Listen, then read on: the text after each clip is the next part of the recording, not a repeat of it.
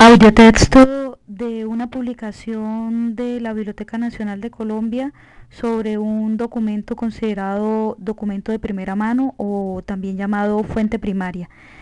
Un documento publicado en el año 1822, denominado Catecismo Político y producido por, entre comillas, licenciado, fin de las comillas, José Grau.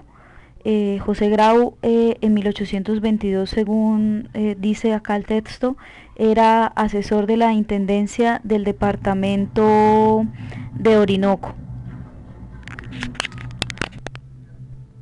Será un audiotexto difícil por la composición, por el estilo de la narración, pero se intentará.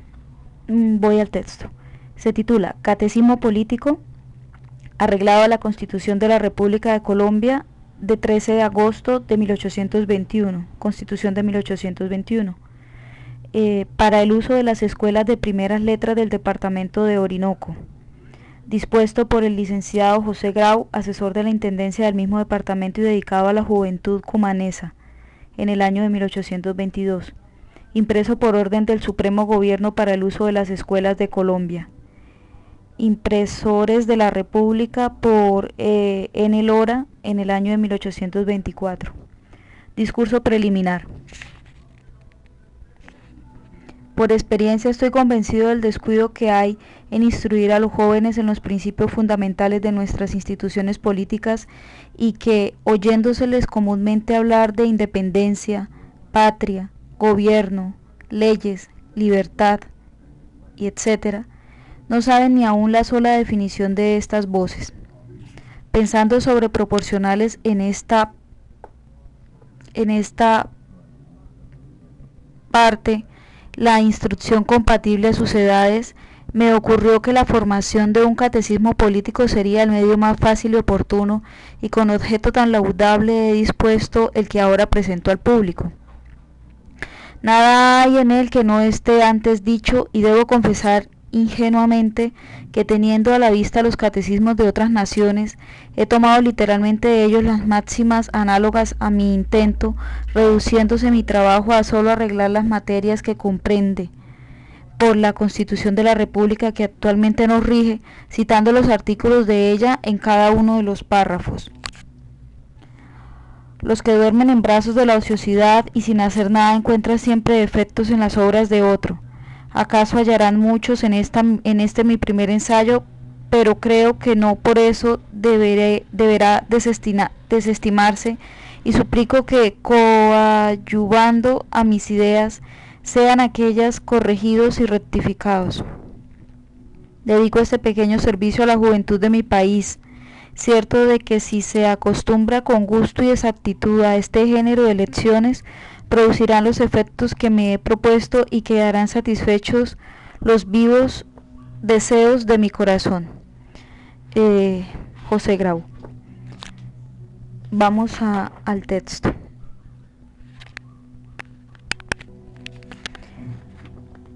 Subtítulo: División del territorio de la República y su población.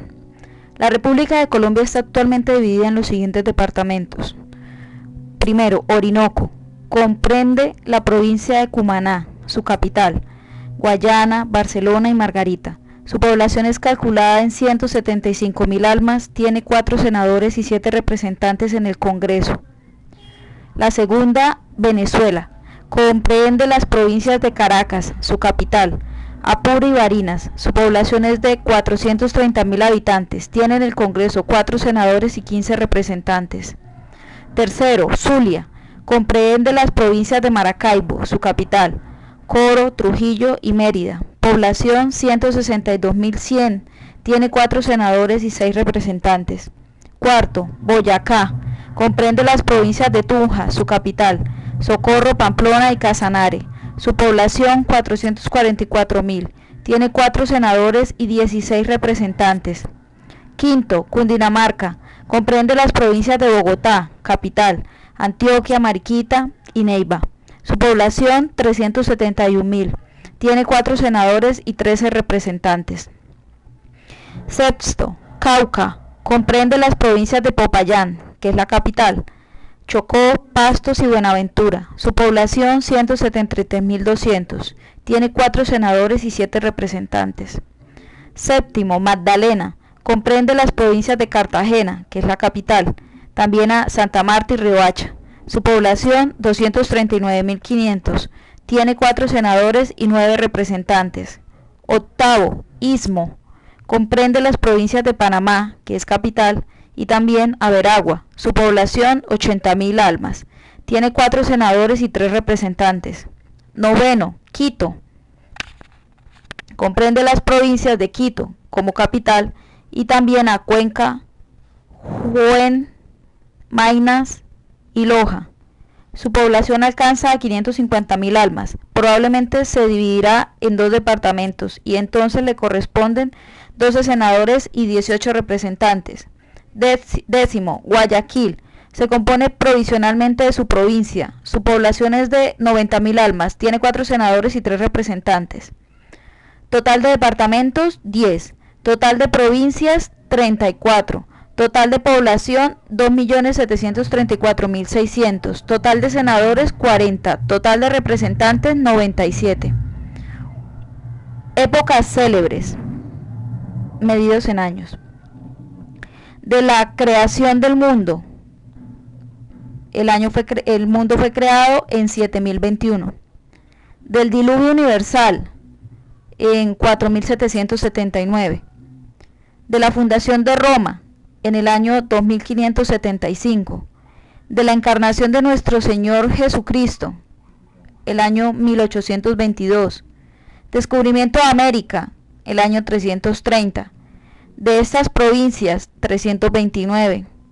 Fundación de Cumaná, 253. Llegada de la vacuna, 19, año 19. Revolución de Colombia por su independencia, año 13. Declaratoria de la independencia en Venezuela, año 12. Instalación del primer Congreso de Venezuela en Caracas y de Nueva Granada en Santa Fe de Bogotá, año 11. Del segundo de Venezuela en Angostura, año 4. De la batalla de Boyacá, año 4. Unión de Venezuela y Nueva Granada, año 4. Instalación del primer Congreso General de Colombia en Cúcuta, año 3. De la batalla de Carabobo, año 3. Publicación de la Constitución Política sancionada en 30 de agosto de 1821, año 1. Batalla de Pichincha, año 1. Reconocimiento de la soberanía e independencia de la República de Colombia por los Estados Unidos, año 1.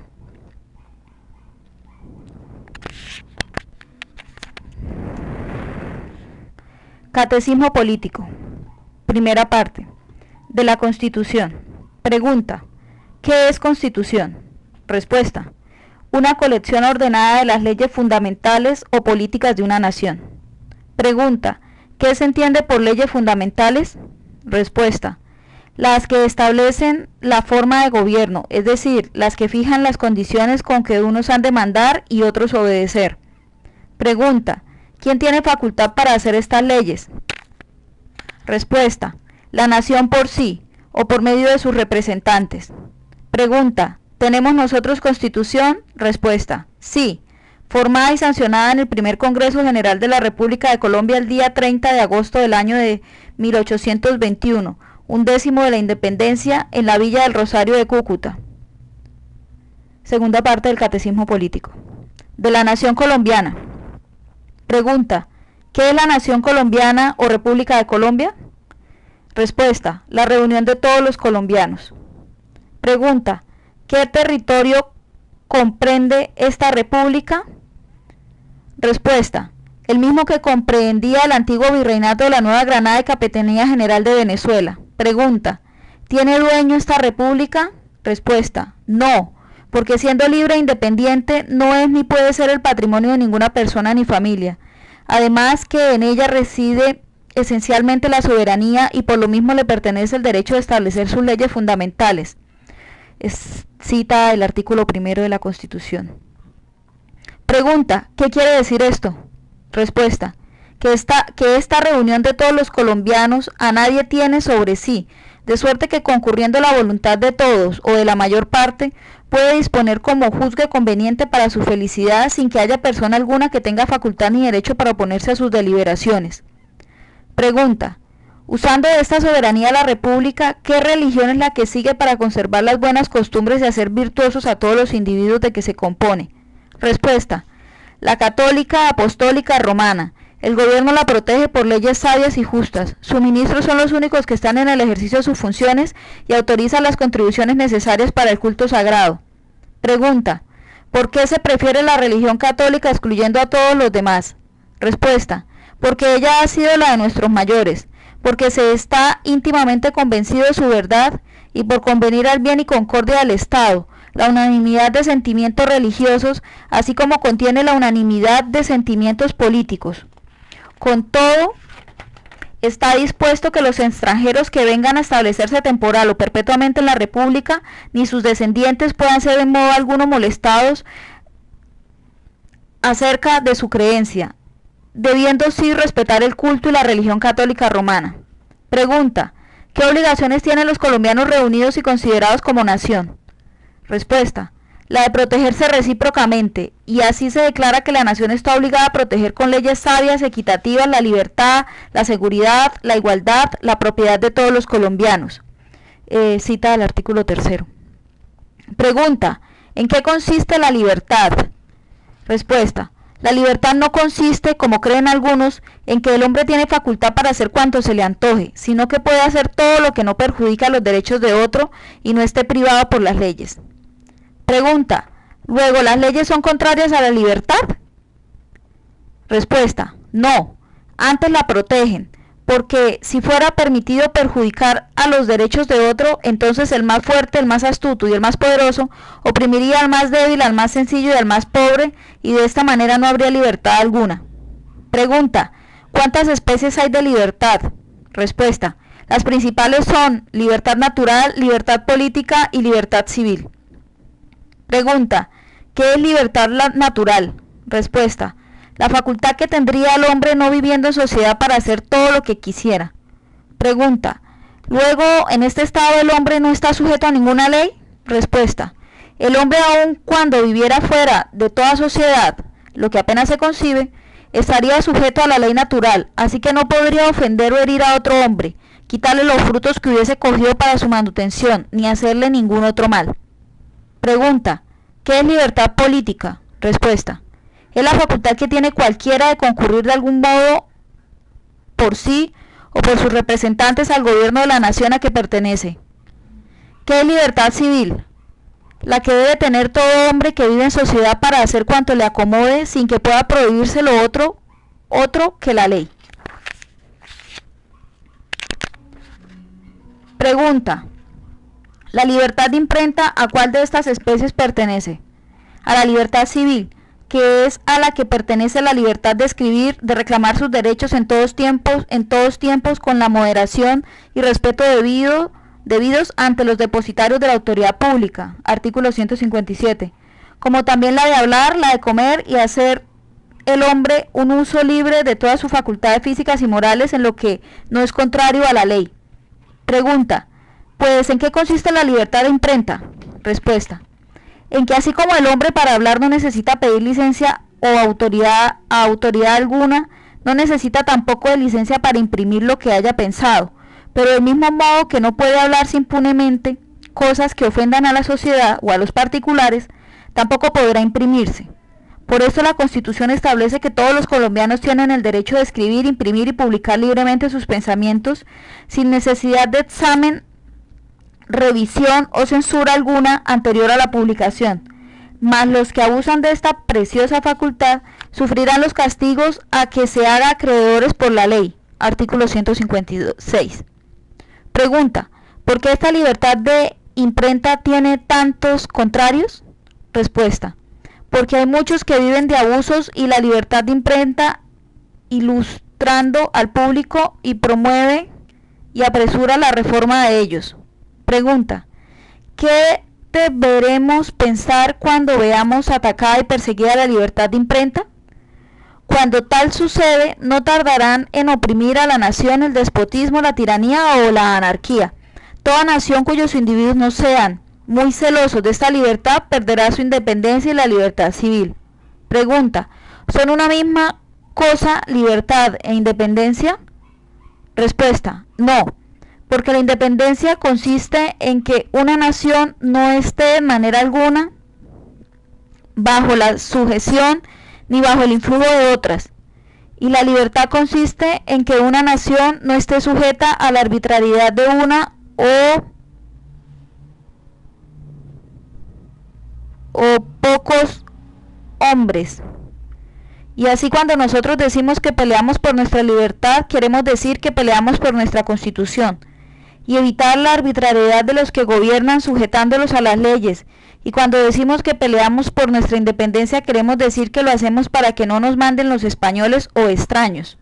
Pregunta, ¿la igualdad en qué consiste? Respuesta, en que la ley sea la misma para todos, es decir, que todos tengan los mismos derechos y las mismas obligaciones sin excepción ni privilegio alguno. Pregunta, ¿en qué consiste la seguridad? Respuesta, en el concurso de todos en general para asegurar los derechos de cada uno en particular, en la protección que dispensan las leyes para que el ciudadano no pueda ser preso sino por causas criminales que merezcan pena corporal sin que proceda justificación sumaria del hecho, artículo 159, en que no se use de ningún rigor sino en los casos determinados y generalmente en la protección de las mismas leyes contra la fuerza y todo insulto. Pregunta, ¿en qué consiste la propiedad?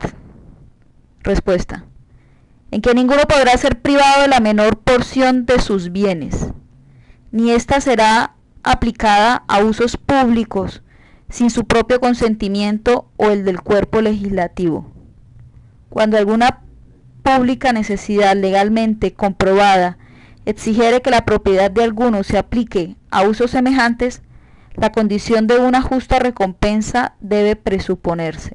Artículo 177. Tercera parte de la Constitución del Catecismo Político, denominada de la ley. Pregunta, ¿qué es ley? Es la expresión de la voluntad general en orden a lo que conviene mandar o prohibir para el bien de todos. Pregunta, ¿qué quiere decir voluntad general? Lo que quieren todos o la mayor parte de los que componen una misma nación. Pregunta, ¿con qué para que las leyes sean justas? ¿Será preciso que todos se junten para manifestar su voluntad y que todos convengan en una misma cosa? Respuesta, donde esto puede verificarse conviene que se haga así, pero no pudiendo reunirse los que componen una nación como la colombiana por su extensión, a lo menos deben juntarse sujetos elegidos por todos, y que en su nombre expresen su voluntad, siendo la mayoría la que decida de la resolución, porque sería casi imposible que todos conviniesen siempre en una misma cosa. Pregunta, ¿cuál es el objeto de las leyes? Respuesta, en general el objeto de las leyes es el bien común de la sociedad para cuyo régimen se establecen. Este objeto varía según las diferentes clases de ley. Las hay fundamentales, que son, como se ha dicho al principio, las que establecen el gobierno y forman lo que se llama Constitución. Existen las leyes civiles, que son las que establecen reglas fijas tomadas de la equidad natural para determinar los derechos de los ciudadanos en el uso libre de sus bienes y en los diferentes contratos y negociaciones que se ofrecen entre unos y otros con respecto a estos mismos bienes, y a todo lo que se llama propiedad, leyes criminales, que son las que prohíben los delitos y les imponen las penas correspondientes. Y a este tenor tiene la ley otras divisiones en razón de la materia de que trate, pero todos convienen en la autoridad de donde dimanan y en el objeto general de ellas. Pregunta, luego en Colombia para hacer las leyes deben los colombianos elegir sujetos que los representen, puesto que no pueden formarse todos en un mismo sitio. Respuesta, así lo establece la Constitución, artículo 10 y 11. Inicio a la cuarta parte del Catecismo Político, cuarta parte en donde se trata el tema de los colombianos. Pregunta, ¿quiénes se llaman colombianos? Respuesta, por la Constitución son colombianos, primero, todos los hombres libres nacidos en el territorio libre de Colombia y los hijos de estos. Segundo, los que estaban radicados en Colombia al tiempo de su transformación política con tal que permanezcan fieles a la causa de la independencia.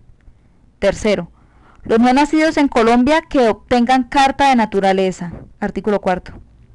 Y también son colombianos los no nacidos en Colombia que durante la Guerra de Independencia hicieron una o más campañas con honor u otros servicios muy importantes a la República, según el artículo 84. Pregunta: ¿cuáles son las obligaciones de los colombianos individualmente? Respuesta: son deberes de todo colombiano amar a su patria, ser justo y benéfico, vivir sometido a la Constitución, obedecer las leyes, respetar las autoridades que son sus órganos, contribuir en proporción a los gastos públicos y estar pronto en todo tiempo a servir y defender la patria, haciéndole el sacrificio de sus bienes. Artículo 5. Pregunta: ¿de qué derechos gozan los colombianos? Respuesta: el primero y principal es la de concurrir en las asambleas provinciales a la elección del presidente y vicepresidente de la República, a la de los senadores y representantes para el Congreso General y también elegir para los empleos municipales y obtenerlos, según el artículo 34. Pregunta: ¿hay algunos casos en que se pierde el ejercicio de estas funciones en el ciudadano de Colombia? Respuesta: sí. Primero, por admitir empleo de otro gobierno sin licencia del Congreso teniéndolo como renta o ejerciendo otra confianza en el de Colombia. Segundo, por sentencia en que se impongan penas aflictivas o infamantes si no se obtienen rehabilitaciones. Tercero, por haber vendido sufragio o comprarlo el de otro para sí o para un tercero. Se suspenden estas mismas funciones. Primero, en los locos o dementes. Segundo, en los deudores fallidos o vagos declarados por tales. Tercero, en los que tengan causa criminal abierta hasta que sean declarados absueltos o condenados a pena no aflictiva o infamatoria. Y cuarto, en los deudores a caudales públicos con plazos cumplidos, según los artículos 15 y 16 de la citada por el mismo autor Grau, la Constitución de Cúcuta de 1821. Este es un documento publicado en 1822. Vamos a la quinta parte del Catecismo Político del comillas licenciado, fin de las comillas, Grau. La quinta parte se denomina del gobierno. ¿Qué cosa es gobierno? En todo país, para que haya orden y tranquilidad y que los fuertes no atropellen a los débiles, debe haber quien por consentimiento de todos gobierne y disponga lo conveniente al bien general. Las reglas, pues, son que unos han de gobernar y los otros obedecer, son las que constituyen lo que se llama gobierno. Pregunta: ¿estas reglas y condiciones son iguales en todas partes? Respuesta: no, y por eso hay distintas formas de gobierno. En unas partes manda y ejerza la soberanía un hombre solo sin más restricción que su voluntad. En otras, aunque mande un hombre solo, está obligado a observar ciertas leyes, y en otras, por fin, está dividido el mando o el ejercicio de la soberanía. Pregunta: ¿cómo se verifica esta división? Respuesta: esta división se verifica cuando unos disponen alguna cosa, lo que equivale a hacer la ley, y se llama potestad legislativa. Otros la hacen ejecutar y cuidan de que se obedezca, lo que se llama potestad ejecutiva, y otros aplican la ley con arreglo a lo dispuesto, y se llama potestad judiciaria. Pregunta: ¿qué se infiere de todo esto? Respuesta: que el gobierno varía de forma según la distribución que se establezca de estas potestades. Pregunta: ¿cuántas formas hay de gobierno? Hay varias, pero las primordiales son tres: gobierno republicano o democrático, monárquico y despótico. Pregunta: ¿en qué consiste el gobierno despótico? En que los tres poderes o potestades legislativa, ejecutiva y judiciaria se reúnen en una sola persona, la cual en virtud de esto hace leyes a su gusto, las ejecuta a su antojo y las aplica arbitrariamente, y como de esta suerte los súbditos no tienen más libertad,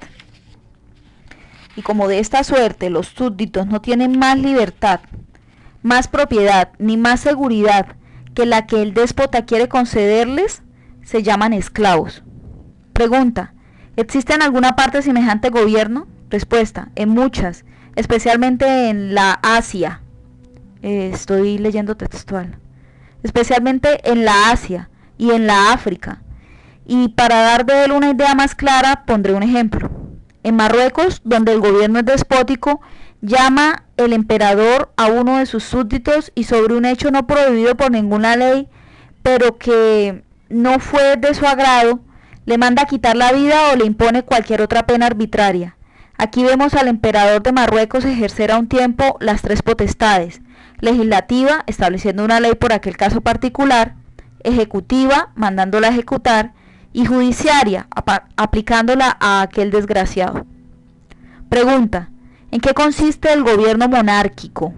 Respuesta: en que una persona sola, que se llama monarca, ejerce perpetua y exclusivamente la potestad ejecutiva y tiene la suprema inspección sobre la judiciaria. Pregunta: ¿en qué consiste el gobierno republicano o democrático? Respuesta: en que el pueblo todo, bajo ciertas reglas y leyes fundamentales, ejerce la potestad legislativa y confiere la ejecutiva y judiciaria a personas que el mismo pueblo elige por tiempo determinado. Pregunta: de la distinta colocación y distribución de las potestades o de sus modificaciones, ¿qué otras formas de gobierno resultan? Respuesta: unas derivaciones primordiales, como por ejemplo el aristocrático, el mixto, la oligarquía, la holocracia y la tiranía. ¿Cuál es el aristocrático? El gobierno aristocrático, en su verdadero sentido, equivale a gobiernos de los mejores. Pero la dificultad de que exista un gobierno que solo se compone de los hombres mejores de una nación ha hecho que se llame gobierno aristocrático aquel en que solo los nobles ejercen la potestad que en el democrático o republicano ejerce el pueblo. ¿Cuál es el gobierno mixto? Aquel que por la colocación o distribución de las facultades legislativas, ejecutiva y judiciaria participa de la forma de distintos gobiernos. ¿Qué es oligarquía? Un gobierno vicioso en el cual unas pocas personas han usurpado y ejercen arbitrariamente las potestades legislativas y ejecutivas. ¿Qué es oclocracia? Otro gobierno vicioso en el que la muchedumbre se apodera de la autoridad y la ejerce con tumulto y desorden, cuyo final resultado es la anarquía o falta de gobierno. ¿Qué es la tiranía? Un gobierno también vicioso en el que una persona particular se apodera y ejerce ilegítimamente la autoridad suprema. ¿Cuál es el mejor de todos los gobiernos? Desde luego, deben excluirse la oligarquía, la oclocracia, el despótico o la tiranía, que siendo viciosos e injustos no pueden menos de ser malos, y si subsisten es porque los mantienen una fuerza a que el pueblo subyugado no puede resistir. Y entre los gobiernos justos, ¿cuál merece la preferencia? Todos son buenos cuando las potestades están bien equilibradas, sin preponderancia de ninguna parte, para que no pueda degenerar en ninguno de los extremos viciosos, y así estén siempre los derechos del ciudadano a cubierto de las arbitrariedades. Con todo, es preferible el gobierno republicano o democrático, porque en él los ciudadanos sacrifican una parte menos de su libertad individual. ¿Qué especie de gobierno es el de Colombia? El gobierno de Colombia es popular representativo. Artículo 9. ¿Qué quiere decir esto? Que residiendo esencialmente la soberanía en la nación, el pueblo no ejercerá por sí mismo otras atribuciones de la soberanía que la de las elecciones primarias, ni depositará el ejercicio de ellas en unas solas manos, según el artículo 10. En este supuesto, ¿qué distribuciones tienen la facultad legislativa, ejecutiva y judiciaria? La potestad de hacer las leyes corresponde al Congreso General, la de hacer que se ejecuten al Presidente de la República, y la de aplicarlas en las causas civiles y criminales a los tribunales y juzgados. Artículo 11. Sexta parte del Catecismo Político, en donde el autor dice que tratará de la Cámara de Representantes. Pregunta: ¿qué es lo que se llama Cámara de Representantes? La reunión de todos los diputados nombrados por las provincias de la República conforme a la Constitución. Artículo 84. ¿De cuánto se compone? Del número de ciudadanos que corresponde a la población. Cada provincia nombrará un representante por cada 30.000 almas que contenga. Pero si calculada la población quedase un exceso de 15.000, tendrá un representante más. Y toda provincia, cualquiera que sea su población, nombrará por lo menos un representante. Esta proporción de 1 por 30.000 debe variar según se aumente la población de la República. Artículo 85 y 86. ¿Qué calidades se requieren para ser representante? Respuesta: ser natural o vecino de la provincia que lo elige, tener 2 años de residencia en el territorio de la República inmediatamente antes de la elección, ser dueño de una propiedad raíz que alcance al valor libre de 1.000 pesos o una renta o usufructo de 500 pesos anuales, o ser profesor de alguna ciencia. Los no nacidos en Colombia necesitan tener 8 años de residencia y 10.000 pesos en bienes raíces. Artículos 87 y 88. ¿Hay algunas personas que aún teniendo estas cualidades no pueden ser representantes? Sí, y son el presidente y vicepresidente de la República, los ministros de la Alta Corte de Justicia, los secretarios del despacho, los intendentes, los gobernadores y los demás empleados públicos a quienes se les prohíba por ley. Artículo 65. ¿Por qué están excluidas estas personas? Para que la potestad ejecutiva de que dependen inmediatamente no tenga una influencia directa en la legislativa, pues habiendo dicho que lo que constituye un buen gobierno es un justo equilibrio de estas potestades, conviene evitar todo lo que pudiera contribuir a alterarle. Por lo mismo se establece que los representantes gozan de inmunidad en sus personas y bienes durante las sesiones, y mientras van a ellas y vuelven a sus casas, excepto la traición u otro grave delito contra el orden social, y que no son responsables por las diversas opiniones que hayan manifestado en el Congreso ante ninguna autoridad ni en ningún tiempo. Artículo 66. ¿Qué otras atribuciones tiene esta Cámara? Tiene el derecho exclusivo de acusar ante el Senado al presidente y vicepresidente de la República y a los ministros de la Alta Corte de Justicia en todos los casos de una conducta manifiestamente contraria al bien de la República y a los deberes de sus empleos o delitos graves contra el orden social. Artículo 89. Los demás empleados de Colombia también están sujetos a la inspección de esta Cámara y podrá acusarlos ante el Senado, pero esta facultad no deroga la de otros jefes y tribunales. A la Cámara toca la calificación de las elecciones de sus miembros, artículo 92, y solo en ella podrán tener origen las leyes sobre contribuciones, según el artículo 42. Esta Cámara no podrá abrir sus sesiones sin la concurrencia de la pluralidad absoluta de sus miembros, pero en todo caso el número existente compelerá a los ausentes, artículo 57, y una vez abiertas las sesiones de cada año, bastará la concurrencia de las 2/3 partes, artículo 58. Goza en la casa de sus sesiones el derecho exclusivo de policía y también fuera de ella en todo aquello que conduzca al libre ejercicio de sus atribuciones, artículo 59. Sus sesiones serán públicas, artículo 60. Y debe tener un presidente y un vicepresidente nombrados de entre sus miembros, cuyas funciones serán anuales, y un secretario, artículo 62. ¿Por cuánto tiempo duran las funciones de los representantes? Por 4 años continuos, artículo 91. Séptima parte del Catecismo Político. De la Cámara del Senado. ¿De quiénes se compone la Cámara del Senado? De los senadores nombrados por los departamentos. Cada departamento tiene 4 senadores, artículo 93, y sus funciones durarán por 8 años, variándose la mitad cada 4 años, artículo 94. ¿Qué se requiere para ser senador?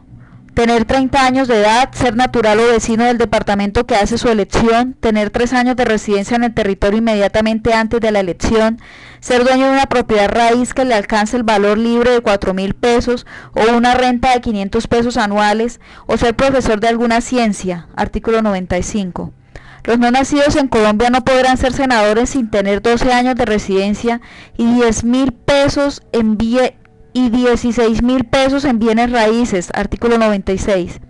Son atribuciones del Senado las mismas que se indican para la Cámara de Representantes en los artículos 57, 58, 59, 60 y 61. Pregunta: ¿cuáles son sus atribuciones especiales?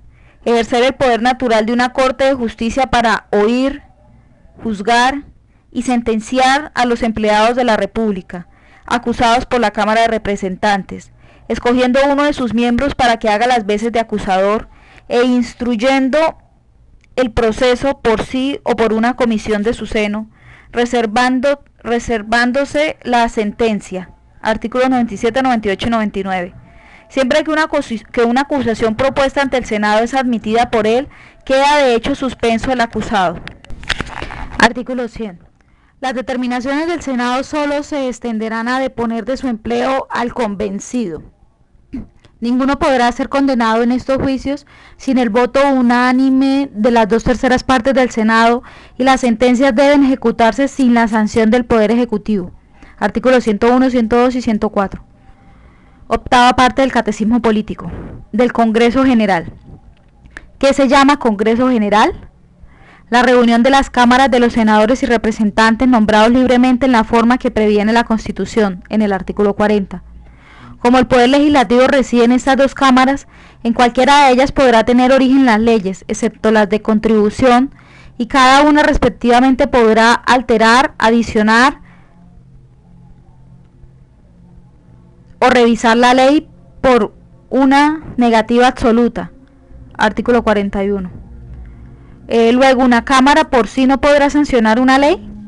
No, y así se previene en el proyecto o proposición de ley rechazada por una Cámara, no puede ser presentada de nuevo hasta la sesión del año siguiente, artículo 45, debiendo tener la sanción de ambas cámaras y sufrir 3 discusiones con intervalo de un día por lo menos, sin cuyo requisito no puede determinarse a menos que sea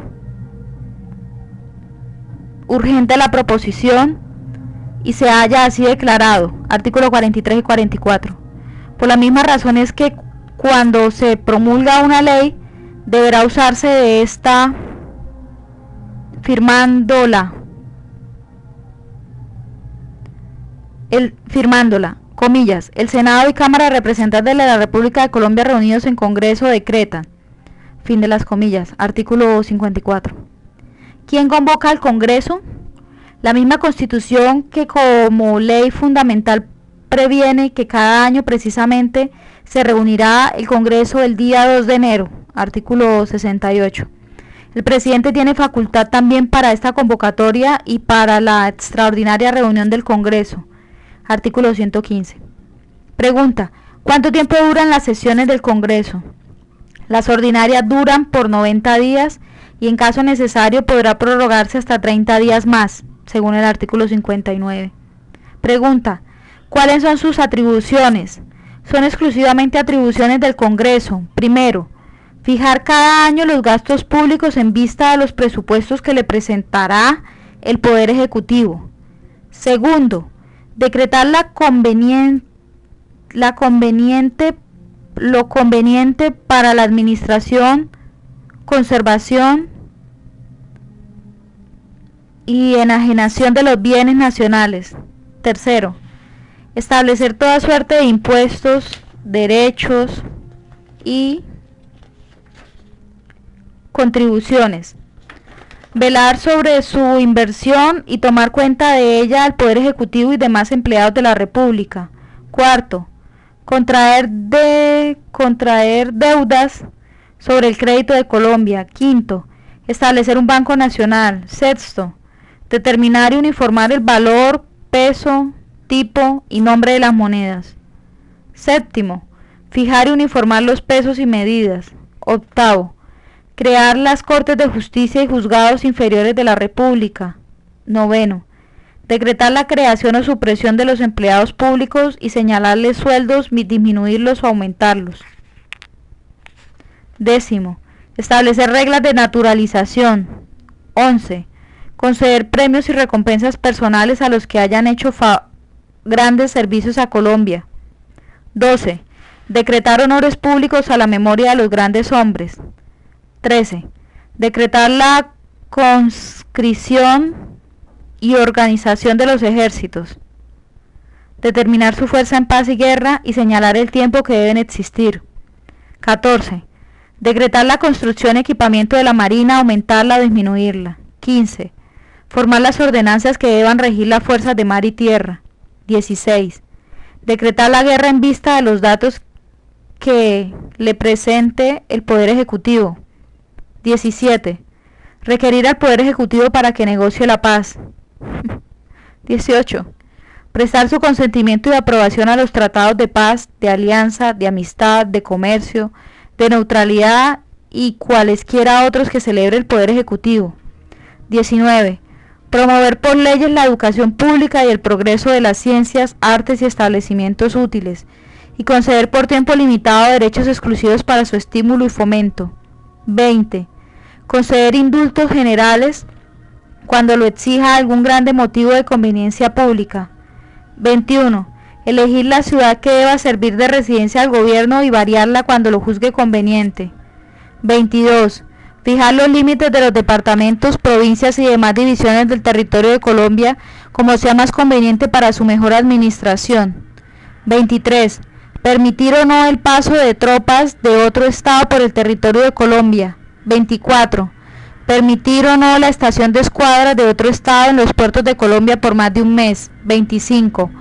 Conceder durante la presente guerra de independencia al Poder Ejecutivo aquellas facultades extraordinarias que se juzguen indispensables en los lugares que inmediatamente estén sirviendo de teatro a las operaciones militares y en los recién libertados del enemigo, pero detallándolas en cuanto sea posible y circunscribiendo el tiempo que solo será el muy necesario. 26. Decretar todas las demás leyes y ordenanzas de cualquier naturaleza que sean y alterar, reformar o derogar las establecidas. El Poder Ejecutivo solo podrá presentarle alguna materia para que la tome en consideración, pero nunca bajo la fórmula de ley, artículo 55. Además de esta facultad de sus atribuciones, el Congreso recibe el juramento de sostener y guardar la Constitución y de cumplir exactamente los deberes de sus empleos al presidente y vicepresidente de la República, artículo 186. Resuelve cualquier duda que ocurra en la inteligencia de algunos artículos de la Constitución, según el artículo 189. Reforma la Constitución con las limitaciones del artículo 190 y aprueba los reglamentos generales para la policía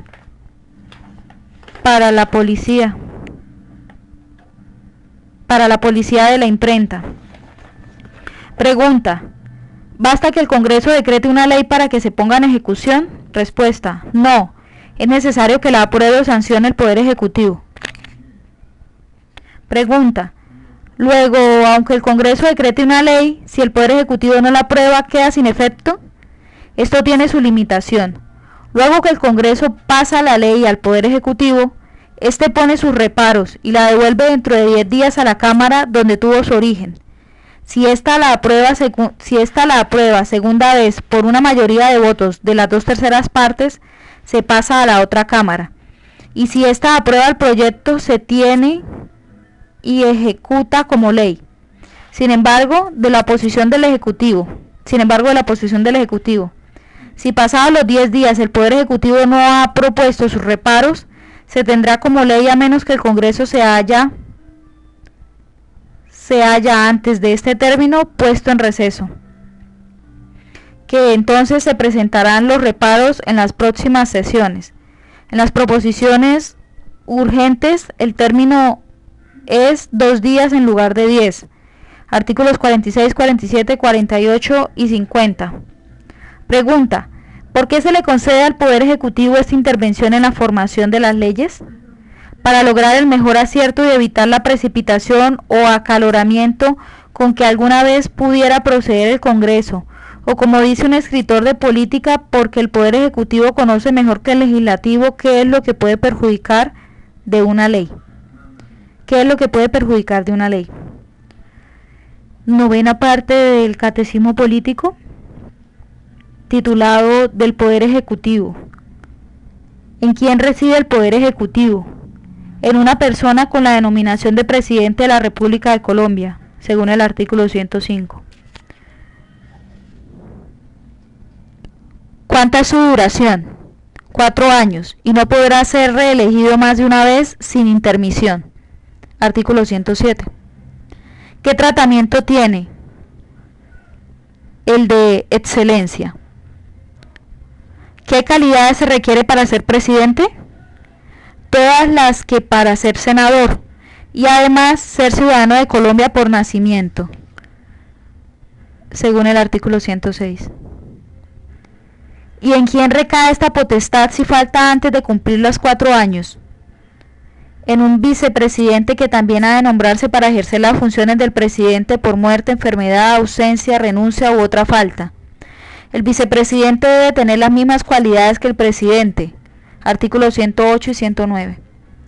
Y si falta también el vicepresidente, suplirá las faltas el presidente del Senado, pero si son absolutas se procederá inmediatamente a llenar las vacantes conforme a la Constitución en el artículo 110. En este caso, los nombrados fuera de los periodos constitucionales solo serán hasta la próxima reunión de las asambleas constitucionales, según el artículo 111. Pregunta: ¿cuáles son las atribuciones del presidente? El presidente es jefe de la Administración General de la República y le está especialmente encargada la conservación del orden y tranquilidad interior y la seguridad exterior, según el artículo 113. Promulga las leyes y decretos y expide los reglamentos que sean convenientes para su ejecución, según el artículo 114. Convoca al Congreso, artículo 115. Dicta órdenes para que se hagan las elecciones constitucionales, artículo 116. Tiene el mando supremo de las fuerzas de mar y tierra en toda la República y está exclusivamente encargado de su dirección, pero no podrá mandarlas en persona sin previo acuerdo y consentimiento del Congreso, acuerdo 117. Declara la guerra en nombre de la República después de que el Congreso la haya decretado, artículo 119. Celebra los tratados de paz, alianza, amistad, treguas, comercio y cualesquiera otros con las naciones extranjeras, pero sin el consentimiento del Congreso no presta ni deniega su ratificación a los que estén ya concluidos por los plenipotenciarios, artículo 120. Nombra toda especie de ministros y agentes diplomáticos, y los oficiales militares desde coronel inclusive arriba, con previo acuerdo y consentimiento del Senado, artículo 121. Cuida de que la justicia se administre pronta y cumplidamente por los tribunales y juzgados, artículo 124. Nombra a los empleados civiles y militares que no reserve a otra autoridad la Constitución o ley, artículo 123. Puede suspender de sus destinos a los empleados, dando cuenta al tribunal que corresponda. De acuerdo con los jueces, puede, en favor de la humanidad, cuando lo exija algún grave motivo, conmutar las penas capitales. Y últimamente puede dictar medidas extraordinarias con consentimiento del Congreso en caso de conmoción interior o de una invasión exterior repentina. ¿No tiene el Poder Ejecutivo algunas restricciones en sus funciones? Sí. Él no puede impedir la reunión del Congreso, ni disolverlo, ni impedir sus deliberaciones. No puede salir de la República durante su presidencia, ni un año después sin permiso del Congreso. No puede imponer contribuciones, no puede traspasar ni renunciar en otro su autoridad, no puede tomar la propiedad de ningún ciudadano sin su propio consentimiento o el del cuerpo legislativo, y en este caso presuponiéndose una justa indemnización. No puede privar a ningún individuo de su libertad, y cuando el bien y seguridad de la República exijan el arresto de una persona, podrá el presidente despedir órdenes al efecto, pero con la precisa condición que dentro de las 48 horas deberá hacer entrega al tribunal o juez competente. El presidente, al abrir el Congreso sus sesiones anuales, le dará cuenta en sus dos cámaras del estado político y militar de la nación, de sus rentas, gastos y recursos, y le indicará las mejoras o reformas que puedan hacerse en cada ramo. También dará a cada cámara cuantos informes la pida, reservando aquellos que no convenga publicar por entonces, con tal que no sean contrarios a los que presente. Décima parte del Catecismo Político, denominado de la elección del Congreso y presidente. ¿Cómo se hacen estas elecciones? En cada parroquia, cualquiera que sea su población, habrá una asamblea parroquial el último domingo del mes de julio de cada 4 años. Esta asamblea se compone de los sufragantes parroquiales no suspensos vecinos y será presidida por los jueces de ella con asistencia de 4 testigos de buen crédito, y se remitirá precisamente en dichos periodos sin más órdenes. ¿Qué se requiere para ser sufragante parroquial? Ser colombiano, ser casado o soltero mayor de 21 años. Saber leer y escribir. Dice que esa condición empezaría a regir a partir del año de 1840, es decir, saber leer y escribir. Y ser dueño de alguna propiedad raíz de valor libre de 100 pesos. O ejercer un oficio, profesión, comercio o industria con casa o taller abierto, sin dependencia de otro, en clase de jornalero o sirviente. ¿Se pierden estas calidades? Sí, por admitir empleo de otro gobierno sin licencia del Congreso, teniéndolo con renta o ejerciendo otra confianza en el de Colombia, por sentencia en que se impongan penas aflictivas o infamantes, si no se obtiene rehabilitación, y por haber vendido su sufragio o comprado el de otro para sí o para un tercero. El ejercicio se suspende en los locos y dementes, en los deudores fallidos y vagos declarados por tales, en los que tengan causa criminal abierta hasta que sean absueltos o condenados a penas no aflictivas o infamatorias, y en los deudores o caudales públicos con plazo cumplidos. ¿Cuál es el objeto de estas asambleas?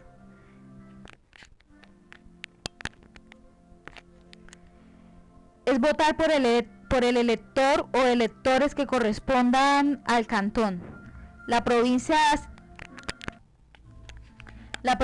a quien corresponde un representante nombra 10 electores, distribuyendo su nombramiento entre los cantones que tenga conforme a su población, y cuando deba nombrar 2 o más representantes tendrá tantos electores cuantos correspondan a los cantones de que se compone, debiendo elegir cada cantón un elector por cada 4.000 almas, y otro más por un residuo de 3.000. Todo cantón, aunque no alcance aquel número, nombrará un elector. Pregunta: ¿qué se requiere para ser elector? Ser sufragante parroquial no suspenso, saber leer y escribir, ser mayor de 25 años y vecino de cualquier parroquia del cantón que va a hacer las elecciones, ser dueño de una propiedad raíz que alcance el valor libre de 500 pesos o gozar de un empleo de 300 pesos de renta anual, o ser usufructuario de bienes que produzcan una renta de 300 pesos anuales, o profesar alguna ciencia o tener algún grado científico. ¿Cómo se practican las elecciones? Cada sufragante parroquial da su voto expresando públicamente los nombres de otros tantos ciudadanos cuantos sean los electores del cantón, asentándose en su presencia en un registro por el juez y los 4 testigos. Estas elecciones están abiertas por 8 días, concluidos los cuales la asamblea queda disuelta sin que pueda extenderse a otros actos, pues será un atentado. Concluido el acto, el juez que haya presidido la asamblea remite al cabildo del cantón el registro de las elecciones celebradas en su parroquia en pliego cerrado y sellado. El cabildo del cantón en sesión pública abre los pliegos de las asambleas parroquiales, y los ciudadanos que resulten del escrutinio con mayoría de votos serán electores o elector de aquel cantón. En caso de igualdad decide la suerte. El cabildo del cantón remite al de la capital de la provincia el resultado del escrutinio y avisa de su nombramiento a los electores. ¿Qué se practica después? Nombrados los electores, se reúnen estos en las capitales de provincia el día 1 de octubre de cada 4 años, debiendo concurrir por lo menos las 2/3 partes. Su primer acto es nombrar un presidente de su seno a mayoría respectiva de votos, y enseguida proceden a la elección de presidente y vicepresidente de la República, de los senadores del departamento y de los representantes de la provincia. El cargo de elector dura 4 años. Los votos de estas cuatro elecciones se asientan en 4 registros diversos y la Asamblea Electoral solo procederá al escrutinio de la última para saber cuáles sean el representante o representantes. Cuando sean 2 o más los representantes, se nombrarán de uno en uno y se necesita una mayoría absoluta, esto es, un voto más de la mitad para que haya elección. Si ninguno hubiese alcanzado esta mayoría en el primer acto, los 2 que hayan tenido el mayor número de votos entrarán en segundo escrutinio y será representante el que reúna la pluralidad. Perfeccionadas de este modo las elecciones que se practica después.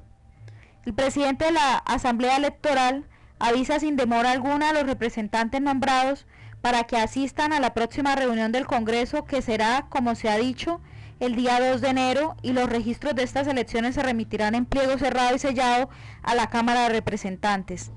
¿Qué más se practica? Las asambleas electorales que se celebran en cada capital de provincia remitirán en pliego cerrado y sellado, sin hacer escrutinio, al cabildo de la capital del departamento los 3 registros de las elecciones de presidente, vicepresidente y senadores, y luego que estén allí reunidos todos los pliegos, los dirige oportunamente a la Cámara del Senado. Esta Cámara abre los pliegos de todas las asambleas electorales formando listas separadamente. ¿Qué mayoría se requiere para ser presidente? Se necesita que concurran en un solo individuo las 2/3 partes de los votos de los electores que concurrieron a las asambleas. Si falta esta mayoría, el Congreso separa los 3 sujetos que reúnan más sufragios y procede a elegir uno de entre ellos. El que obtuvo en una elección los votos de las 2/3 partes de los miembros presentes será el presidente de la República. Si aún hecho el escrutinio ninguno resultase electo, el Congreso contrae la votación a los 2 que hayan alcanzado mayor número de votos en el acto antecedente. La elección del presidente se hará en una sola sección que será permanente, y el vicepresidente será elegido con las mismas formalidades. ¿Qué mayoría se requiere para la elección de senador? La pluralidad absoluta de votos, es decir, un voto más de la mitad de los electores del departamento que concurrieron a la elección. Si no concurriese a favor de ninguno dicha mayoría, el Congreso tomará un número igual, o si no lo hubiere, aproximado al triple de los que falten entre los que tengan más votos. Hecho así, procederá a elegir entre estos uno por uno los que hayan de nombrarse. Cuando en este escrutinio no resulte elección, se contraerá la siguiente elección a los 2 individuos que hayan alcanzado el mayor número de votos. En los casos de igualdad decide la suerte. Cuando falta un senador o representante, ¿cómo se reemplaza? Siempre que falte por renuncia, muerte, destitución u otra causa, se llenará la vacante por el Congreso escogiendo uno entre los 3 que en los registros de las asambleas electorales se sigan con mayor número de votos. Pero si en otro registro no quedase este número, la respectiva Cámara expedirá órdenes para que se nombre otra persona. La duración de los así nombrados solo será hasta las próximas elecciones ordinarias. Si una misma persona fuese nombrada a la vez por el departamento de su naturaleza y por el de su vecindad, subsistirá el nombramiento por razón de la naturaleza.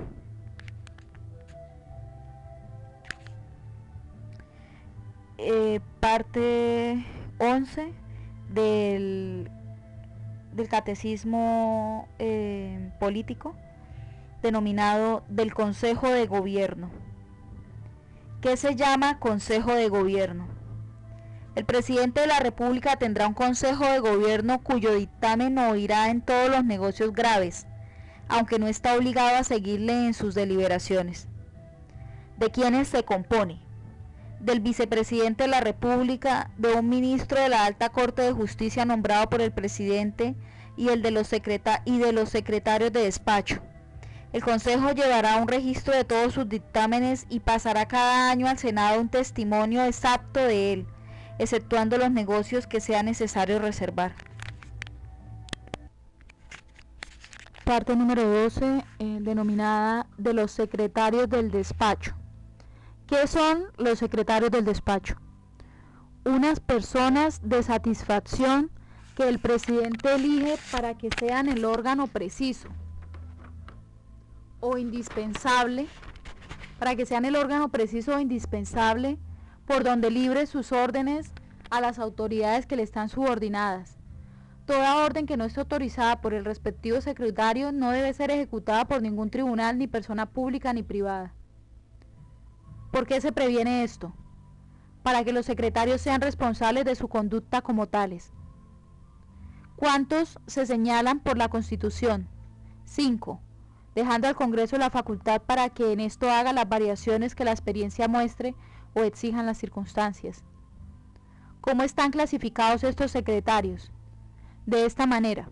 Primero, el secretario de Estado del Despacho de Relaciones Exteriores, que tiene a su cargo los asuntos diplomáticos o las relaciones con las cortes extranjeras, sus ministros y el nombramiento de embajadores y cónsules cerca de otras potencias.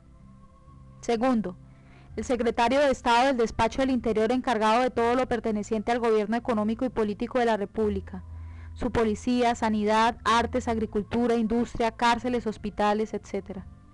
El nombramiento de obispados, plazas de judicatura, cartas de naturaleza y todo lo que convenga promover la administración de justicia. Tercero, el secretario de Estado del Despacho de Hacienda, a quien toca todo lo relativo a ingresos y gastos del erario público, como es cobrar e invertir las contribuciones, el ramo de correos y postas, minas, casas de moneda y, en fin, es superintendente general en su ramo. Cuarto, el secretario de Estado del Despacho de Guerra, a cuyo cargo está todo lo que tenga relación a la guerra. Quinto, el secretario de Estado del Despacho de Marina, a quien corresponde todo lo relativo a este ramo, provisión de empleos, mandos de armada, etc. Parte 13 del Catecismo Político, denominada la parte 13 de los tribunales. ¿Qué tribunales establece la Constitución? La Alta Corte de Justicia, las Cortes Superiores de Justicia y los jueces de primera instancia. ¿Qué se requiere para ser ministro de la Alta Corte de Justicia? Gozar de los derechos de elector, ser abogado no suspenso y tener la edad de 30 años.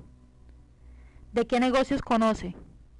Corresponde a la Alta Corte el conocimiento de los negocios contenciosos de embajadores, ministros, cónsules o agentes diplomáticos, de las controversias que resultaren en los tratados y negociaciones que haga el Poder Ejecutivo, de las competencias suscitadas en los tribunales superiores. ¿Cuánta es la duración en sus empleos de los ministros de la Alta Corte de Justicia? Durarán en sus empleos todo el tiempo de su buena conducta. Wow. ¿Cómo son elegidos?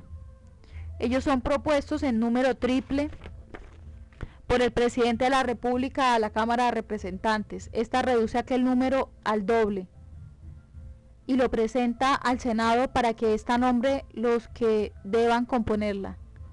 ¿De cuántos miembros se compone? De 5 por lo menos. ¿Cuántas cortes de justicia se establecen por la Constitución? Las que sean necesarias y permitan las circunstancias. Pero está determinado por ley particular del Congreso que por ahora sean 3, la del Distrito del Norte, la del Centro y la del Sur. ¿Quién nombra a los ministros de estos tribunales? El Poder Ejecutivo a propuesta interna de la Alta Corte de Justicia. ¿Cuáles son sus atribuciones? Conocer de todos los recursos en apelación de los distritos, y tienen las mismas atribuciones que las leyes españolas concedían antes a las audiencias y cancillerías. ¿Qué reglas se prescriben para los juzgados inferiores? Se sientan las bases para que la justicia sea administrada con rectitud y brevedad, así en lo civil como en lo criminal. Según lo dicho, ¿el Poder Ejecutivo no puede nombrar arbitrariamente a los ministros de los tribunales?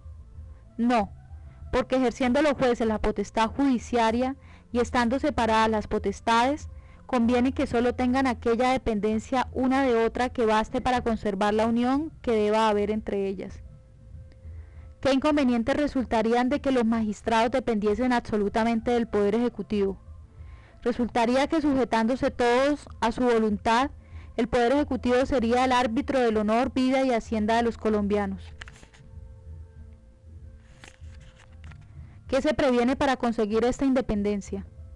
Se ordena que la potestad de aplicar las leyes en las causas civiles y criminales pertenece exclusivamente a los juzgados y tribunales, que no puede deponer de sus destinos a los magistrados, aunque podrá suspenderlos por ineptitud o delincuencia, pero pasará al tribunal competente el expediente que motivó su procedimiento para que se siga el juicio, y que no puede abocar causas pendientes ni mandar abrir los juicios fenecidos.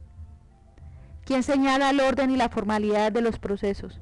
Las leyes, en inteligencia que han de ser uniformes en toda la República y una vez establecidas no pueden dispensarse. Con que los mismos trámites han de seguirse para juzgar a un pobre que a un rico. La pregunta fue leída textual y ahora la voy a leer más lentamente. ¿Con qué los mismos trámites han de seguirse para juzgar a un pobre que a un rico? Los mismos, y esta es aquella igualdad delante de la ley. Pero cuando hubiese empeño en favor o contra alguno, se le podrá mandar juzgar por una comisión especial, nombrando para ella a los jueces que más acomodare. No, porque ningún colombiano puede ser juzgado por comisiones especiales, sino por los tribunales a quienes corresponde el caso por las leyes. Pero ¿puede un juez proceder contra alguno solo porque se le antoje? No, pues si los jueces tuviesen esta facultad sería inútil la división de potestades. ¿Qué límites tiene la autoridad de los jueces? Las mismas leyes. Y toda falta de observancia de las que arreglan el proceso en lo civil y en lo criminal hace responsable personalmente a los jueces que la cometiesen. Siendo así, ¿nadie podrá ser preso arbitrariamente? No. Y para evitar más la arbitrariedad y asegurar la libertad individual en todo lo que sea compatible con la general, que consiste en que no queden sin castigo los delitos, previene la Constitución que ningún colombiano en negocios criminales pueda ser preso sin que proceda a sumar información del hecho por el que merezca, según la ley, ser castigado con pena corporal.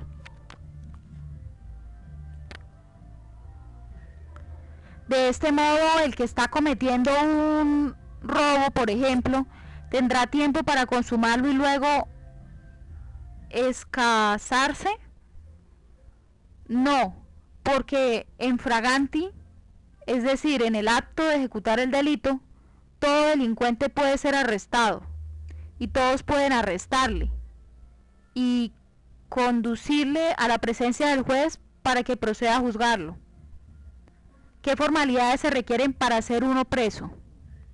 Se requiere orden firmada por la autoridad a quien la ley confiere este poder, que la orden exprese los motivos para la prisión y que al preso se le intime y dé una copia de él. Sin este requisito, el alcaide de cárcel no puede admitir ni detener en prisión a ninguna persona bajo la responsabilidad de que se le castigará como culpable de detención arbitraria. Lo mismo se entenderá cuando el alcaide prive de comunicación al preso sin expresarse en el auto u orden de prisión, o use de otros apremios que los que expresamente le haya prevenido el juez. Son culpables igualmente de detención arbitraria los que sin poder legal arrestan, hacen o mandan arrestar a cualesquiera personas, y los que con dicho poder abusan de él, arrestando o mandando arrestar o continuando en arresto fuera de los casos determinados por la ley o contra las formas que ella prescribe, o en lugares que no estén públicos y legalmente conocidos por cárceles. ¿Qué más dispone la Constitución? Siendo demasiado respetable la persona de un colombiano para que deje su libertad al capricho de otro, se dispone: primero, que todo hombre debe suponerse inocente hasta que se le declare culpado con arreglo a la ley. Segundo, que todo juez debe pronunciar sus sentencias con expresión de la ley o fundamento aplicable al caso. Tercero, que ninguno pueda ser juzgado y mucho menos castigado sino en virtud de una ley anterior a su delito o acción y después de haber sido oído y citado legalmente. Cuarto, que en cualquier tiempo que parezcan desvanecidos los motivos que hubo para la prisión, arresto o detención, el arrestado se ponga en libertad. También la obtendrá en cualquier estado de la causa, que se reconozca que no puede imponerse pena corporal dando fianza. Y quinto, que ninguno sea admitido ni obligado con juramento ni con otro apremio a dar testimonio contra sí mismo en causa criminal, ni tampoco lo serán recíprocamente entre sí los ascendientes y descendientes y los colaterales hasta el cuarto grado civil de consanguinidad y segundo de afinidad. Estoy leyendo textual. ¿Por qué se suprime el juramento en estos casos? Porque tratándose de declarar de un hecho propio en que un hombre puede resultar delincuente, el exigirle juramento para decir verdad es ponerlo en la alternativa de ser perjuro o de condenarse a sí mismo con su declaración, lo que es contrario al derecho natural. ¿Qué son apremios? Los apremios y tormentos son unos medios violentos con que por el dolor se quería forzar a un preso a confesar el delito o los cómplices. Esta invención atroz de la tiranía sacrificaba a 100 inocentes a la casualidad de descubrir un reo, porque todos aquellos desgraciados que no podían sufrir la violencia del dolor confesaban muchas veces delitos que no habían cometido. Luego tampoco se podrá echar grillos y esposas. Solo podrá usarse de estos humillantes instrumentos en el caso de ser absolutamente indispensables para la seguridad del preso, pero jamás en calidad de apremios. Todo tratamiento que agrave la pena de la ley es un delito. ¿Bastan estas precauciones para asegurar la libertad civil de los colombianos? Poco se hubiera adelantado si en el modo de formar causa a un colombiano no se hubiese procurado ponerle a cubierto de los tiros de la venganza, de la enemistad y de otras pasiones que pudieran convertir el brazo de la justicia en instrumento de opresión.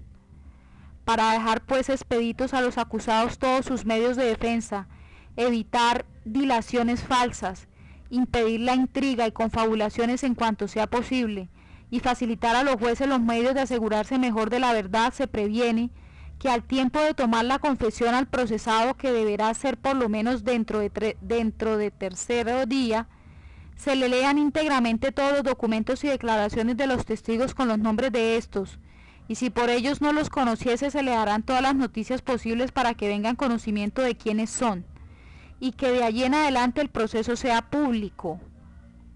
¿Se puede prender a un colombiano en su casa?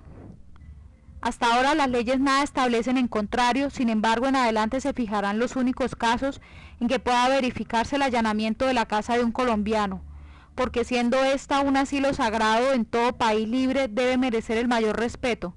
Dispone la Constitución que la casa de ningún colombiano pueda ser allanada sino en los casos determinados por la ley y bajo la responsabilidad del juez que expida la orden. Lo mismo debe decirse de los papeles particulares y correspondencias epistolares de los colombianos, que son inviolables, y nunca podrá hacerse un registro, examen, ni interceptación, sino en los casos que la ley sin que la ley expresamente lo prescriba. Al que está en la cárcel se le mira ya como un delincuente.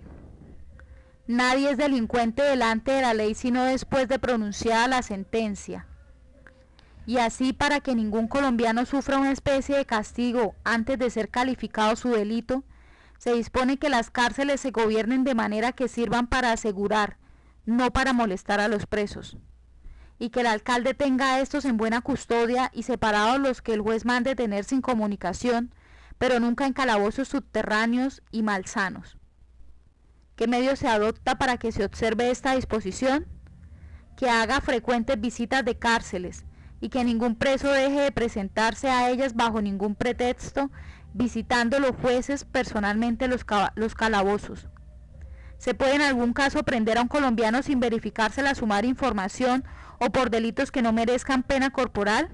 Sí, estando prevenido por ley que los jueces ordinarios puedan castigar correccionalmente las faltas de respeto, desobediencia u otros cualesquiera excesos contra el buen orden, honestidad, decencia pública o seguridad de los habitantes, que no sean de gravedad, con prisión que no exceda de 3 días o multas que no pasen de 25 pesos, siendo siempre estos juicios verbales.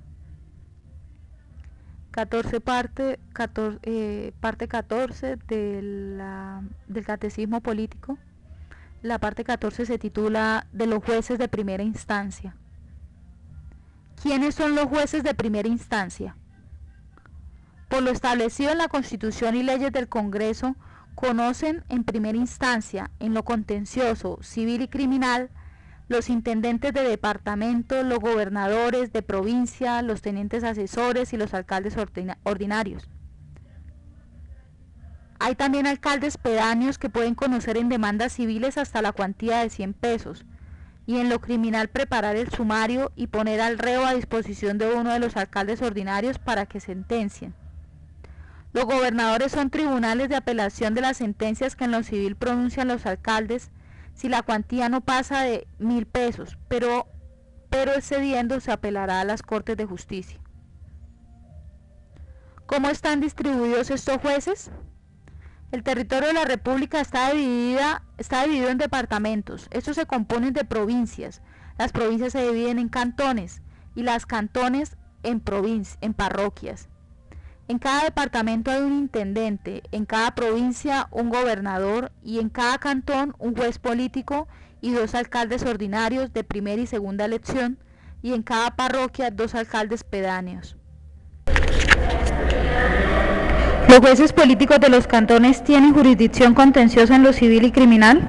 No, sino los 2 alcaldes, pero es el jefe inmediato del cantón, preside la municipalidad, es agente subalterno del gobierno de la provincia, cumple y ejecuta las leyes y órdenes que se le comunican, cuida del orden y tranquilidad pública y de la policía en todos sus ramos. Parte 15, en donde se trata de los ayuntamientos o cabildos.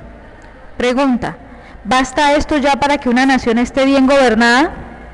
Esto es lo que constituye un buen gobierno, pues afianza la libertad y derechos del hombre en sociedad. Pero en una nación dilatada que se divide en distintas provincias y se compone de varias poblaciones, son necesarias ciertas autoridades auxiliares que entiendan en el gobierno económico interior de unas y otras para conservar el orden y fomentar la prosperidad general. ¿Señala la Constitución estas autoridades? Sí, y son los ayuntamientos o cabildos. ¿De quiénes han de componerse? De 2 alcaldes ordinarios, de regidores y de un síndico procurador que anualmente se eligen. ¿Quiénes pueden ser alcaldes y regidores? Los que, además de ser ciudadanos en el ejercicio de sus derechos, sean también mayores de 25 años. ¿Cuáles son las atribuciones de los cabildos? Estará de su cargo, primero, la policía de la salubridad, aseo y comodidad. Segundo, auxiliar a los jueces en todo lo que pertenezca a la seguridad de las personas y bienes de los vecinos y a la conservación del orden público. Tercero, la administración e inversión de los bienes de propios y arbitrios conforme a leyes y reglamentos. Cuarto, cuidar de todas las escuelas de primeras letras y de los demás establecimientos de educación que se paguen de los fondos del común. Quinto, cuidar de los hospitales, hospicios y demás establecimientos de beneficencia. Sexto, cuidar de la construcción y reparación de los caminos y de todas las obras públicas como calzadas, puentes y cárceles, de los montes y plantíos del común y de las demás de necesidad, utilidad y ornato. Séptimo, promover la agricultura, la industria y el comercio según la localidad y circunstancias de los pueblos y cuanto les sea útil y beneficioso, todo con arreglo a las leyes, reglamentos y órdenes que recibieren. Octavo, cualquiera otras que les correspondan por las leyes vigentes o por una práctica legítima y conforme al presente gobierno. Parte 16, en donde se trata de la fuerza militar. Pregunta: ¿falta alguna cosa para que en un gobierno organizado de esta manera, todos los ciudadanos vivan tranquilos y felices?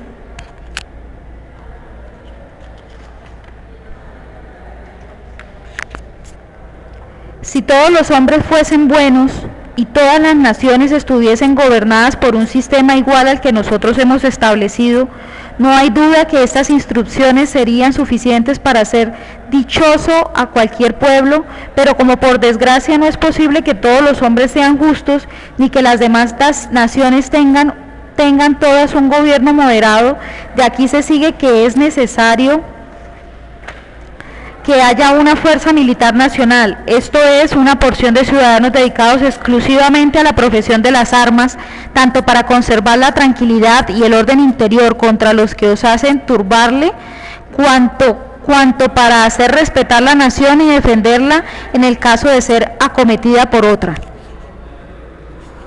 Pregunta: ¿con qué es decir que debe haber soldados? Ninguno puede excusarse del servicio militar cuando y en la forma que fuese llamado por la ley.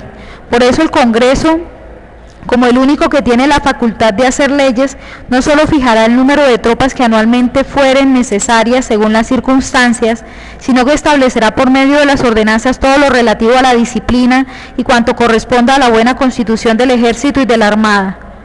Pregunta: ¿con que el Poder Ejecutivo o el Presidente no puede levantar tropas a su arbitrio? No, porque algunos malintencionados podrían tal vez inducirle a abusar de esta facultad, pero está en su mano disponer de la Fuerza Armada, distribuyéndola como más convenga. Y no podrá el Presidente abusar de esta misma fuerza para trastornar el orden establecido y usurpar el poder sin limitación alguna, convirtiendo el gobierno popular representativo en despótico. No es creíble que el presidente intentase una usurpación de que resultarían grandes males a su misma persona y a la nación, ni que unos soldados ciudadanos se prestasen a la destrucción de sus derechos y la de sus familias.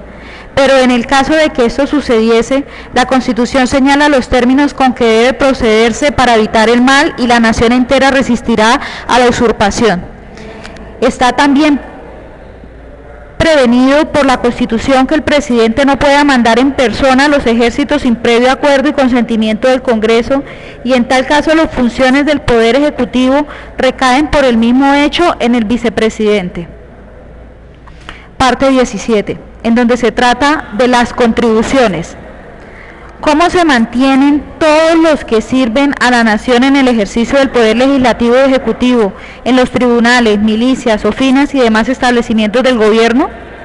No pudiendo estas personas atender a otros negocios que les proporcionen subsistencia, la nación debe indemnizarlos pagándoles un sueldo correspondiente a su respectivo trabajo. ¿Y de dónde se sacan los fondos para sufragar estos gastos y los demás extraordinarios que ocurran? Como la utilidad de estos establecimientos resulta en beneficio de todos, deben todos contribuir a mantenerlos y por esto se imponen las contribuciones. ¿A quiénes toca imponerlas? Al Congreso, debiendo tener su origen las leyes que se promulguen en la Cámara de Representantes, bien sean las contribuciones directas o indirectas, bien generales, provinciales o municipales. ¿Hay alguno que esté exento de esta obligación? Ninguno, pues deberá repartirse entre todos los colombianos a proporción de sus facultades. Pero no podrá haber malversación, dilapidación u otro fraude en la inversión del producto de las contribuciones o impuestos. No, porque está establecido el arreglo que debe haber en las tesorerías nacionales y los términos con que anualmente ha de darse cuenta del ingreso y de su inversión. Por lo mismo se previene en la Constitución que no se extraerá del Tesoro común cantidad alguna en oro, plata, papel u otra forma equivalente, sino para los objetos e inversiones ordenados por la ley. Y anualmente se publicará un estado y cuenta regular de las entradas y gastos de los fondos públicos para conocimiento de la nación. Parte 18, en que se trata de la observancia de las leyes y reforma e interpretación de la Constitución. Pregunta: ¿qué leyes son las que actualmente se observan en Colombia? Respuesta: están en su fuerza y vigor las leyes del extinguido gobierno español que hasta aquí han regido en todas las materias y puntos que directa o indirectamente no se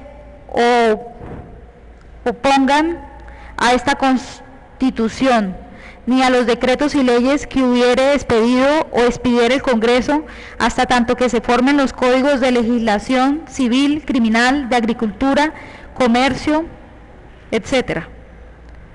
¿Quién puede resolver las dudas que ocurran sobre la inteligencia de algunos artículos de la Constitución? El Congreso General. Luego, ¿también podrá reformarla? En cualquier tiempo en que las 2/3 partes de cada una de las cámaras juzguen conveniente la reforma de algunos artículos de la Constitución, podrá el Congreso proponerla para que de nuevo se tome en consideración, cuando se haya renovado por lo menos la mitad de los miembros de las cámaras que propusieron la reforma, y si entonces fuese también ratificada por los 2/3 de cada una, será válida y hará parte de la Constitución, pero no podrá alterar los artículos en que se establecen las bases de nuestro gobierno, a saber, que la nación colombiana es para siempre e irrevocablemente libre e independiente, que no será el patrimonio de ninguna familia ni persona, que la soberanía reside esencialmente en la nación, que la nación debe proteger con leyes sabias y equitativas la libertad, la seguridad, la propiedad y la igualdad de los colombianos, que el gobierno es popular, representativo, que el pueblo no ejercerá por sí mismo otras atribuciones de la soberanía que la de las elecciones primarias, ni depositará el ejercicio de ella en unas solas manos,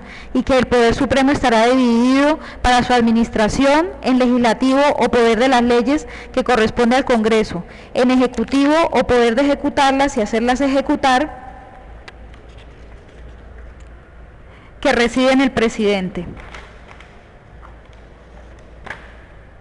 y el judicial o poder de aplicar las leyes en las causas civiles y criminales que corresponde a los tribunales y juzgados.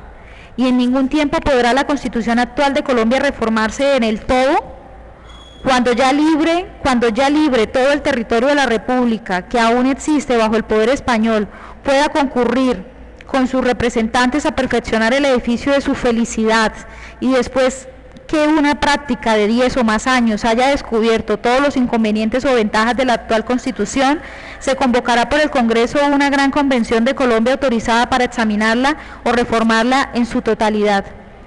¿Qué más se establece y dispone en la Constitución? Se establece que la infamia que afecta a algunos delitos nunca será trascendental a la familia o descendencia del delincuente, que ningún colombiano, excepto los que estuviesen empleados en la Marina o en las milicias que se hallaren en actual servicio, deberá sujetarse a las leyes militares ni sufrir castigos provenientes de ellas, que los militares en tiempo de paz no podrán acuartelarse ni tomar alojamiento en las casas de los demás ciudadanos sin el consentimiento de sus dueños, ni en tiempo de guerra, sino por orden de los magistrados civiles conforme a las leyes, que ningún género de trabajo, de cultura, de industria o de comercio será prohibido a los colombianos, que se prohíbe la fundación de mayorazgos y toda especie de vinculaciones. Según el artículo 179, el autor del catecismo pone el contenido del artículo 179 y lo diré. Que quedan extinguidos en la República todos los títulos de honor expedidos por el gobierno español, que el Congreso no podrá conceder otro alguno de nobleza, honores o distinciones hereditarias, ni crear empleos u oficios cuyos sueldos o emolumentos puedan durar más tiempo que el de la buena conducta de los que les sirven, Es el fin de esa cita de artículo 179 de la Constitución de Ocaña, de 1821. Vuelvo al texto. Que cualquiera persona que ejerza algún empleo de confianza o honor bajo la autoridad de Colombia no podrá aceptar regalo, título o emolumento de algún rey, príncipe o estado extranjero sin el consentimiento del Congreso. Que todos los extranjeros de cualesquiera nación serán admitidos en Colombia, gozando en sus personas y propiedades de la misma seguridad que los demás ciudadanos, siempre que respeten las leyes de la República. Parte 19, en que se trata de la patria. ¿Qué entendemos por patria? La patria es aquel estado y asociación que protege nuestros derechos naturales de libertad, igualdad, propiedad y seguridad, con leyes justas y equitativas y con las fuerzas reunidas de todos los particulares. ¿Qué es amor a la patria? Es el amor al estado de asociación que acabamos de definir en la anterior pregunta. ¿Qué se entiende por patriota? Es el ciudadano poseído de aquel amor para con un estado semejante de asociación. El amor a la patria o el patriotismo es una de las virtudes más dignas que pueden distinguir a un ciudadano. ¿Y el país en que nacemos o vivimos no es nuestra patria? Aunque forma parte de ella el país, territorio o provincia en que hemos nacido o vivido, no constituye por sí solo nuestra patria. Porque ésta no existe cuando no se mantienen y respetan inviolablemente todos nuestros derechos naturales. El amor exclusivo y ciego apego al territorio en que hemos nacido, o llámese si se quiere, provincialismo, es en una nación el origen de casi todos los males que la oprimen, porque excita la envidia y aversión entre los coasociados del Estado general y da armas a los déspotas y tiranos para oprimir a todos los individuos que la componen. Estoy haciendo lectura textual.